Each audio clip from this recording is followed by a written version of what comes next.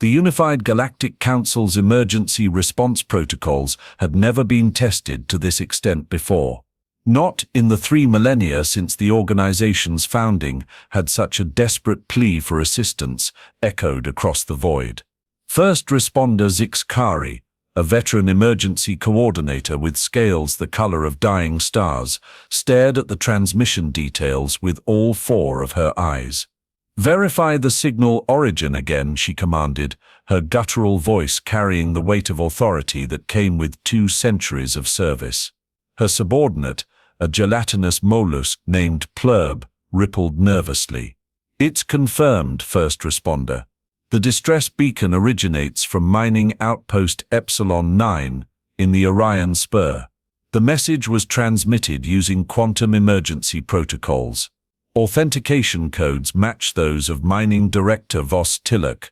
Zixkari's secondary heart began pulsing faster, a physiological response to stress her species had evolved over millions of years. Epsilon 9 was one of the Council's most productive element extraction facilities, with a crew of over 3,000 skilled workers from 17 different species. The outpost operated on the unstable moon of a gas giant, harvesting rare isotopes essential for faster-than-light travel. "The message content?" she asked. Plurb's translucent body clouded with anxiety. "Only standard emergency codes, first responder. Catastrophic structural failure. Imminent extinction level event. Request immediate evacuation assistance." Zixkari's tail flicked in agitation, striking a nearby console and leaving a dent in the reinforced metal. She didn't apologize. Her species' physical strength was well known throughout Council space, and all equipment in emergency command was designed to withstand such outbursts. "How many vessels do we have within emergency response range?" she demanded. "None, first responder," Plurb replied, his voice modulator barely above a whisper. "The nearest Council vessel is the heavy cruiser Starweaver, but it's currently 6 days from Epsilon 9 at maximum hyperdrive capacity." 6 days, Zixkari's frill extended in alarm. "The emergency codes indicate immediate danger. In 6 days there might be nothing left to save." The command center fell silent. The harsh reality of space travel, even with the Council's advanced technology, meant that vast distances still created insurmountable response times. 3,000 lives would be lost, along with billions in equipment and infrastructure. The Council would survive such a loss, but the tragedy would be remembered for generations. "There is one option," came a hesitant voice from the back of the command center. Zixkari turned to see diplomat Orntal, the Council's liaison with non-affiliated species. The avian's bright plumage was uncharacteristically ruffled, suggesting discomfort with whatever he was about to propose. "Speak, diplomat," Zixkari commanded. Orntal stepped forward, his talons clicking against the polished floor. "There's a settlement of humans in the neighboring system. They established an independent colony there approximately 20 local years ago. Our intelligence suggests they have at least 2 vessels capable of faster-than-light travel." A wave of disquiet rippled through the command center. Humans were known throughout the galaxy, but rarely discussed in polite company. They were a relatively new spacefaring species, having achieved faster-than-light travel only within the last century. The Council had opted against extending membership to them after initial contact assessments deemed them unpredictable and potentially destabilizing to interstellar harmony. "Humans," Zixkari couldn't keep the distaste from her voice. "You're suggesting we request aid from humans?" Orntal's head bobbed in what his species considered a solemn nod. "They are the only sentients within range who might reach Epsilon 9 in time. The humans haven't even applied for associate status with the Council," protested Sub-Coordinator Dex, a crystalline entity who served as Zixkari's second-in-command. "Their technology is primitive, their social structures chaotic. How could they possibly assist in a situation of this magnitude?" Diplomat Orntal spread his wings slightly, a gesture indicating mild disagreement.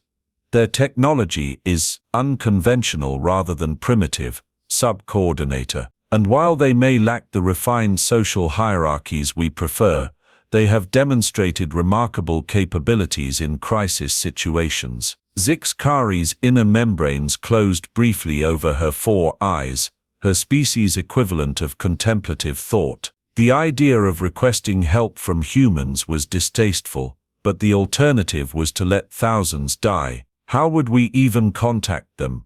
She asked finally. They're not connected to the Council's communication network.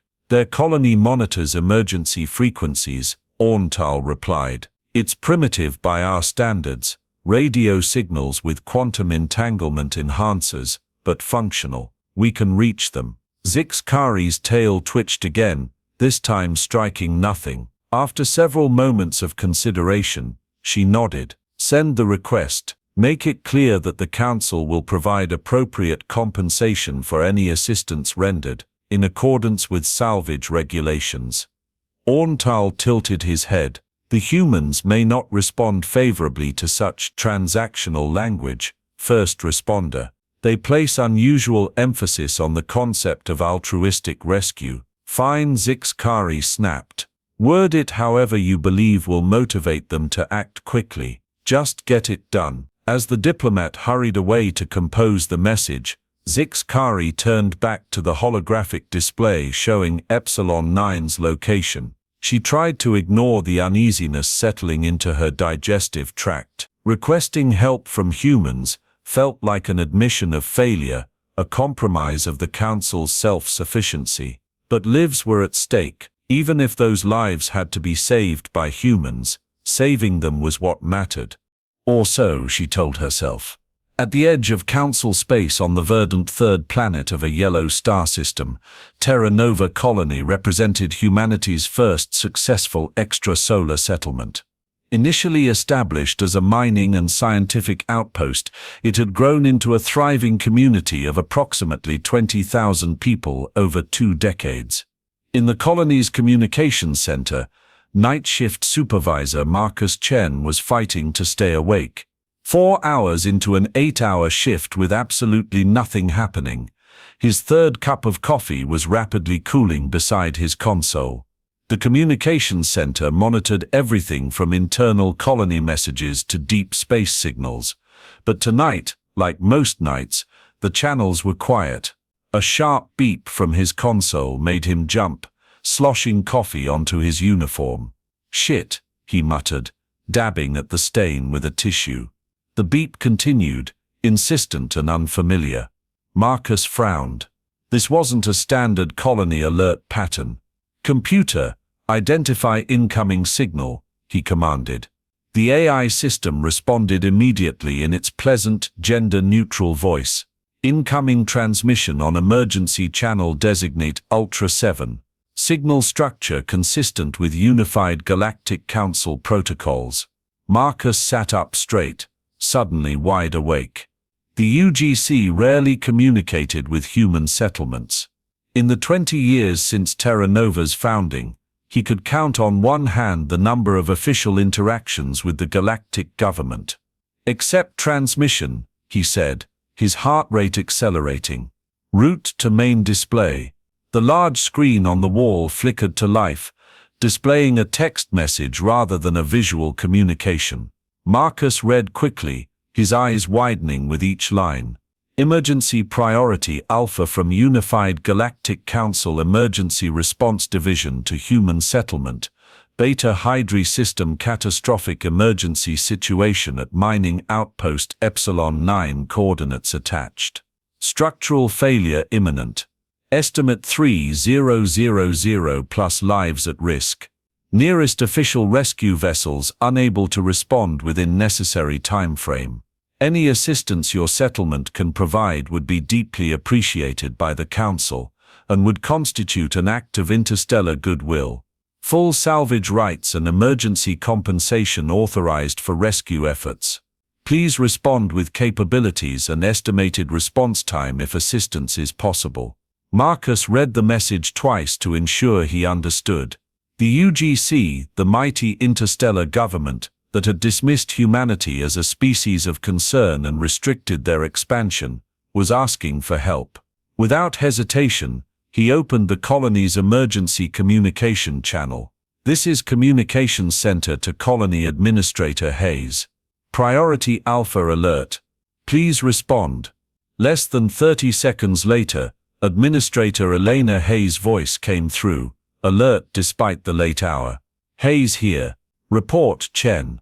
Ma'am, we've received an emergency request from the Unified Galactic Council. Mining outpost in distress, structural failure, thousands of lives at risk.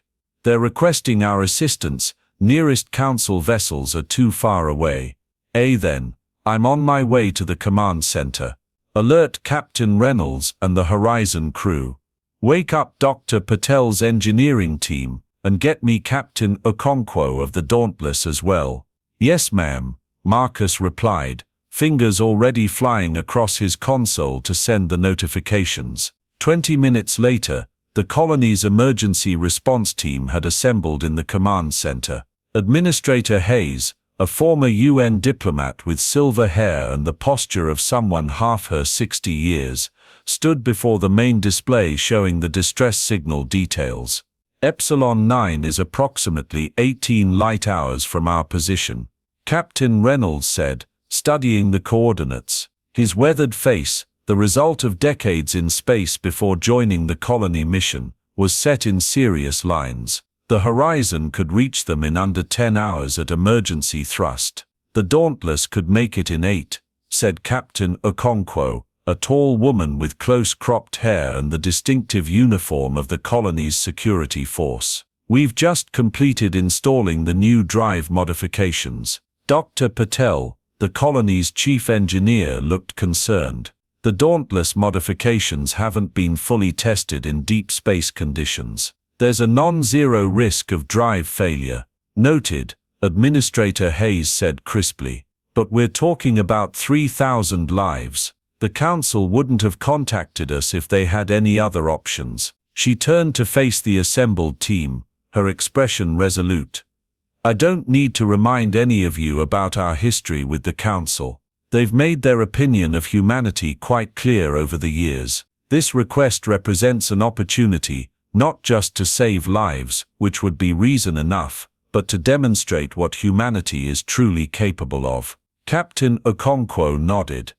"The Dauntless was designed for situations like this. We've got full medical facilities, engineering crews, and security personnel if needed. My team can be ready in 30 minutes, Dr. Patel added. "We've been running simulations on structural failures in varying gravity environments. This is exactly the kind of scenario we've prepared for." Administrator Hayes looked at each of them in turn. "I don't need to make this an order, do I?" Captain Okonkwo's lips quirked in a slight smile. "No, ma'am. We're already calculating the jump coordinates." "Good." Hayes turned back to Marcus. "Send a response to the Council. Inform them that the UNSC Dauntless is departing immediately with full rescue capabilities. Estimated arrival at Epsilon 9 in 8 hours." As the team dispersed to prepare for the mission, Hayes remained at the command console, staring at the UGC message. After a moment, she added one more line to the outgoing response. "Humanity stands ready to assist. No compensation required."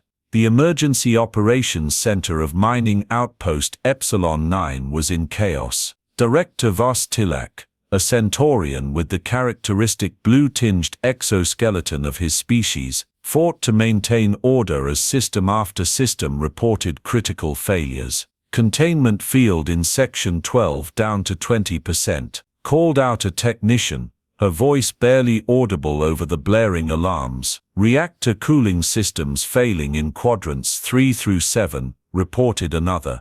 Vos Tilak's mandibles clicked in agitation as he studied the structural integrity displays. The situation had deteriorated far faster than anyone had anticipated. What had begun as a minor subterranean tremor had triggered a cascade of failures throughout the outpost's delicate systems. The mining outpost was built into the unstable crust of a mineral-rich moon orbiting a gas giant. The moon's eccentric orbit created tidal forces that occasionally destabilized the crust, a known risk factor that had been deemed acceptable given the valuable resources beneath the surface. The outpost systems were designed to compensate for these tremors, but something had gone catastrophically wrong with the primary stabilization array. Status of evacuation procedures. Vassos Tilek demanded. His second-in-command, a Volcrine named Teth, whose vapor-based body was contained within a specialized environmental suit, drifted closer. Emergency pods are at 70% capacity, Director, but we've lost access to the lower levels. Approximately 900 workers are cut off from evacuation routes. Vassos Tilek suppressed a surge of despair. 900 souls, trapped, with no way out. The outpost's distress signal had been sent, but the grim reality was that help would almost certainly arrive too late. "Sir," called one of the communication officers, "we're receiving a transmission from the Council Emergency Response Division." "A flicker of hope.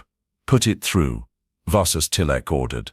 The message appeared on the main screen, and the director's compound eyes widened as he read, "To Mining Outpost Epsilon 9 Director Vassos Tilek. From UGC Emergency Response Division Rescue Vessel, en route to your location. Estimated arrival, 7.4 standard hours. Vessel classification, Human Independent Ship Dauntless. Hold position. Take all possible measures to stabilize situation until arrival. Humans." Teth's environmental suit shifted color to indicate surprise. "The Council is sending humans." Vassos Tilek's exoskeleton vibrated slightly, his species equivalent of nervous laughter. "They must be desperate indeed. Or perhaps they calculated that we were already lost, and sending humans represents minimal risk to valuable Council resources." "But sir," interjected one of the younger technicians, "humans aren't even Council members. Their technology is what we have." Vassos Tilek cut in sharply. "The fact that the Council has contacted them at all means they're our best hope." He turned to address the entire operations center. "We have approximately 7 hours to keep this outpost from complete collapse. Focus all efforts on maintaining critical systems and ensuring the survival of as many personnel as possible." As his team returned to their desperate work, Vassos Tilek found himself wondering what form this human rescue would take. His knowledge of humans was limited to Council briefings and cultural exchange documents, most of which painted the species as primitive, unpredictable, and potentially dangerous. Their ships were known to be crude by Council standards, built for durability rather than elegance. But right now, crude durability sounded exactly like what Epsilon 9 needed. Captain Okonkwo stood on the bridge of the Dauntless, monitoring the final preparations for departure. The ship, though classified as a colony security vessel, had been built with multiple functions in mind. At 320 meters in length, it was small by Council starship standards, but represented the pinnacle of human engineering. "Dr. Patel reports engineering team is secured for departure," announced First Officer Maya Reyes from her station. "Medical bay is prepped for multiple species triage. Security teams standing by." Okonkwo nodded, her focus on the pre-jump checklist displayed on her command console. "Navigation, status," Lieutenant Commander Jackson replied instantly. "Jump coordinates locked, Captain. Course plotted for minimum time to target. The new drive modifications are online and nominal. Reactor status." Chief Engineer Singh's voice came through the comm system. "Reactors at 100%, Captain. Fusion systems stable and ready for emergency thrust protocols." Okonkwo took a deep breath. This would be the Dauntless's first real test since the latest round of modifications. The ship incorporated both human innovation and carefully reverse-engineered elements of alien technology obtained through trade, and occasionally, less official channels. The result was a vessel unlike anything in the Council's fleet, a hybrid of methodologies that most Council engineers would consider incompatible or even dangerous. Communications, inform Administrator Hayes that we're ready for immediate departure, Okonkwo ordered. Channel open, Captain, replied the communications officer. Okonkwo straightened in her chair. Administrator, this is Dauntless, all systems green, ready to depart. Hayes' voice came through clearly. Understood, Dauntless. You are authorized for immediate launch. Rescue protocols are in effect. Terra Nova stands with you. A formal acknowledgement, followed by the traditional colony benediction. Okonkwo felt a surge of pride. This mission would be historic. The first time humans had been called upon to aid the Council that had so often dismissed them. Secure all stations for departure, she commanded.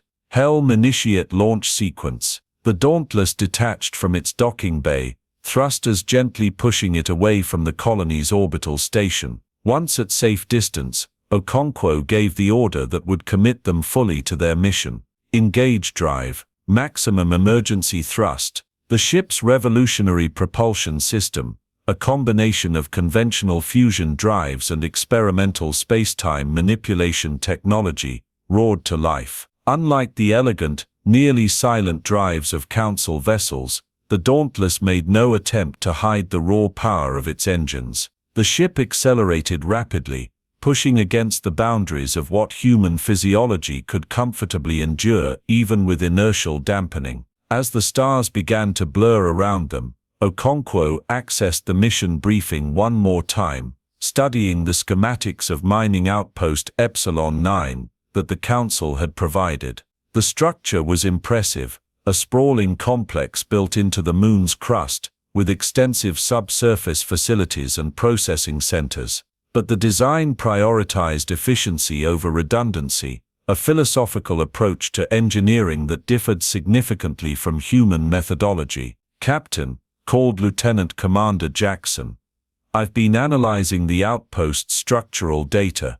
There's something concerning about their stabilization systems. Okonkwo raised an eyebrow. Explain. Jackson transferred his analysis to the main display. The outpost uses a centralized gravitational compensation array to counteract the moon's tidal instability. It's elegant, efficient, and has a single point of failure. If that central array is what malfunctioned, then the entire structure could be compromised. Okonkwo finished, frowning. Forward this analysis to Dr. Patel's team. I want solution scenarios by the time we arrive. As the Dauntless hurtled through space toward the distressed outpost, Okonkwo couldn't help but reflect on the irony of the situation. The Council, with all its technological superiority and carefully ordered civilization, had created a system so perfect that when it failed completely. Meanwhile, humanity's crude approach, building in redundancies, planning for worst-case scenarios, embracing chaos rather than trying to eliminate it, might prove to be exactly what was needed. We're on track for arrival in 7 hours, 43 minutes, Captain, reported the navigation officer. Okonkwo nodded. Maintain course, and run a full diagnostic on the emergency tractor systems. I have a feeling we're going to need them. In the UGC Emergency Command Center, first responder Zixkari watched with growing unease as the human vessel's trajectory appeared on the tracking display. The ship was moving at velocities that Council safety protocols would never permit, especially for a rescue operation where precision would be critical upon arrival. Their approach vector is concerning. Observed Subcoordinator Dex, the crystalline patterns across his surface shifting in agitation. At that velocity, a miscalculation of even 0.002% would result in catastrophic collision with the outpost or its orbital body. Their navigational systems are primitive, Zixkari agreed, unable to keep the tension from her voice. But they were the only option available. Diplomat Orntal, who had remained in the command center to monitor the situation, ruffled his feathers. I would not be so quick to dismiss human capabilities, first responder. Their approach to space travel differs from Council methodologies, but they have an impressive safety record, considering their technological limitations. An impressive safety record. Dex's crystalline form vibrated in what might have been a scoff. Their early space exploration resulted in multiple catastrophic failures and loss of life. Yes, Orntal agreed, and each failure led to redesigns and improvements rather than abandonment. They build on disaster rather than avoiding risk, an unconventional approach, but not without merit. Before Zixkari could respond, a new alert sounded from the communications console. Incoming transmission from Epsilon 9, announced the operator. Director Vossas Tilak reports structural integrity has fallen below critical thresholds. Estimate complete collapse within 6 to 8 hours. Zixkari's 4 eyes blinked in sequence, a sign of extreme stress among her species. The human vessel will barely arrive in time, if at all. There's more, the communications operator continued. The primary reactor containment systems are showing signs of instability. If they fail completely before evacuation, the operator didn't need to finish.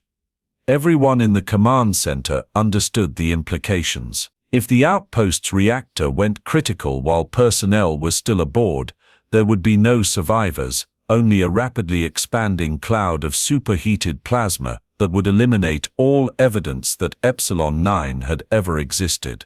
Can we contact the human vessel? Zixkari asked. Update them on the deteriorating situation. Orntal stepped forward. Their communication systems are compatible with our emergency channels. I can establish contact. Do it, Zixkari ordered. They need to understand what they're flying into. As Orntal moved to the communications station, Zixkari turned her attention back to the tracking display. The human ship, this Dauntless, was now clearly visible, a rapidly moving point of light, hurtling toward the distressed outpost. For all her misgivings about human involvement, she found herself hoping that the vessel's reckless speed would be enough. The alternative was unthinkable. On the bridge of the Dauntless, Captain Okonkwo received the updated status report from Epsilon 9 with grim determination. Reactor containment failing, she repeated, ensuring her officers understood the escalated danger. That changes our approach. We can't risk a standard docking procedure if the structure is that unstable. Dr. Patel, who had joined the bridge team via holographic projection from engineering, looked troubled. The schematics show the reactor is centrally located, surrounded by the main habitat sections. If it goes critical, we'll need to evacuate and stabilize simultaneously.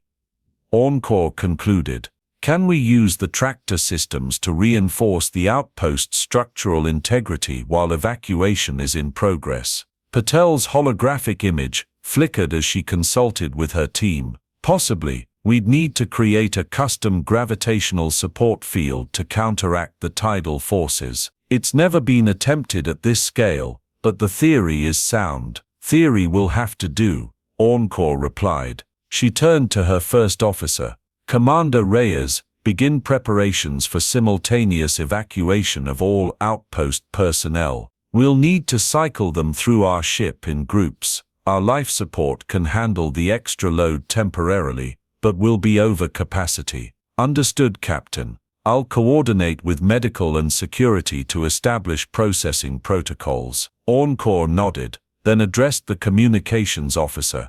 Establish direct contact with Epsilon 9's director. I want to speak with them personally. Moments later, Director Vossas Tilak's image appeared on the main view screen. The Centaurian's exoskeleton showed signs of stress, micro-fractures visible around the joints, an indication of prolonged physical exertion without proper rest. This is Captain Adora Orntal of the UNSC Dauntless, she began. We're approximately 5 hours from your position. I understand your situation has deteriorated.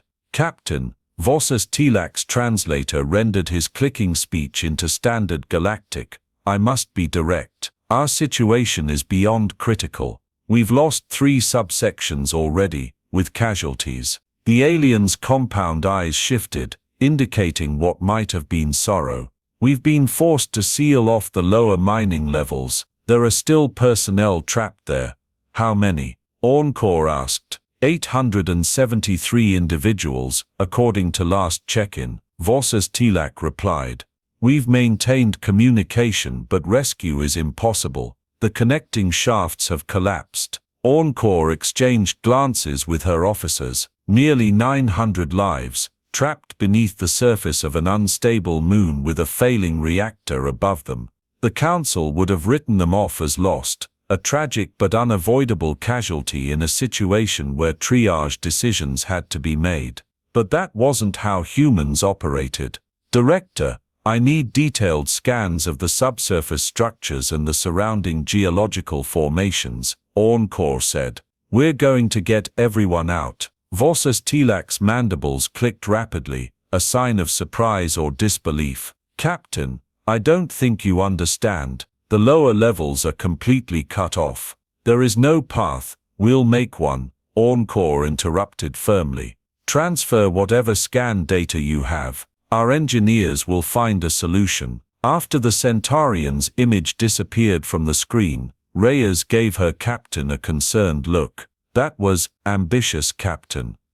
It was necessary, Encore replied. We're not leaving anyone behind if there's even a remote chance of rescue. The communications officer spoke up. Captain, we're receiving a direct transmission from the Unified Galactic Council Emergency Command. Encore raised an eyebrow.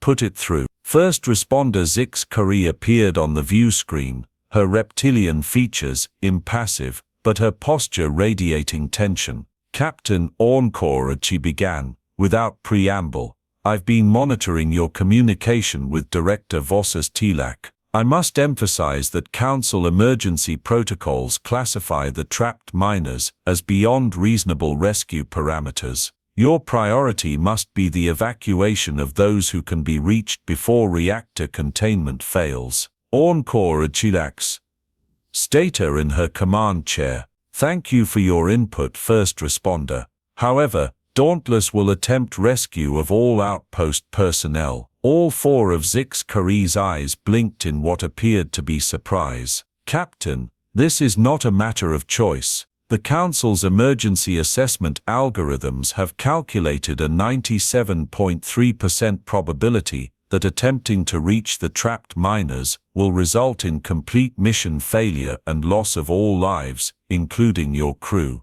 Noted, Okonkwo replied calmly. Our assessment differs. We'll proceed as planned. Before the Council representative could respond, Okonkwo signaled for the transmission to be cut. The bridge fell silent for a moment. They think we're crazy, Reyes observed quietly.